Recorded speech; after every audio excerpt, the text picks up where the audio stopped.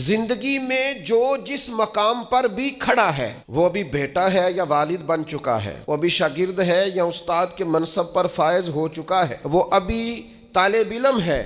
یا عملی زندگی میں کسی شعبے کے ساتھ منسلک ہو چکا ہے، اگر وہ چاہتا ہے کہ اگلی زندگی میں کم از کم ناکام نہ ہو تو پیچھے جو اس سے کوتاہیاں ہو گئی ہیں ان کا اعتراف کرنا شروع کرے۔ ضروری نہیں اس کے پوسٹر چھپائے اور لوگوں کو بتائے، وہ اپنے آپ سے تو گفتگو کرے، اپنے رب کے حضور تو حاضر ہو کے اپنی غلطیوں کو مانے، وہ تسلیم تو کرے کہاں کہاں اس سے خطائیں رہ گئی ہیں، کہاں کہاں اس سے غلطیاں رہ گئیں، کہاں کہاں وہ بھول گیا، کہاں کہاں اس نے سمجھنے میں اور اپنا شعور بلند کرنے میں دیر کر دی۔ جب تک اعتراف جرم نہیں ہوگا اتنی دیر تک غلطیوں کی تربیت ہو سکتی۔ دیکھو کیا کہتے ہیں، ربنا ظلمنا انفسنا، اللہ ہم نے زیادتی کی ہے اپنی جانوں پر، وَإِن لَمْ تَغْفِرْ لَنَا، اگر تو نے معاف نہ کیا، وَتَرْحَمْنَا، اور ہم پر رحم نہ فرمایا، لَنَكُونَنَّ مِنَ الْخَاسِرِينَ، پیچھے سے جو ہونا تھا وہ ہو گیا، اور اگر آئندہ بھی کرم نوازی نہ ہوئی تو ہم تو نقصان والوں میں ہو جائیں گے، نقصان تو بڑھے گا، روز گھاٹے میں جائیں گے۔ ہم جب تک تسلیم نہیں کرتے،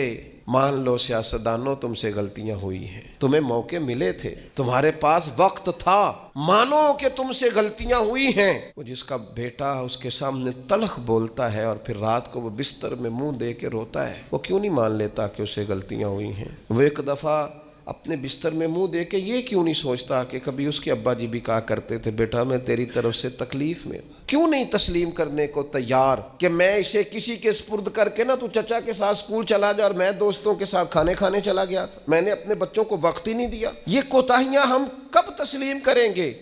چھوٹا آدمی ہوں اور کمزور ہوں، کوئی ایسی بات نہیں کرنا چاہتا، لیکن میرا دل کرتا ہے ادب سے عرض کروں کہ دین کے دعوے کرنے والوں تم سے غلطیاں ہوئی ہیں، ممبر و محراب کے وارثوں تم سے کوتاہیاں ہوئی ہیں، مسند ارشاد پر بیٹھ کر پیری مریدی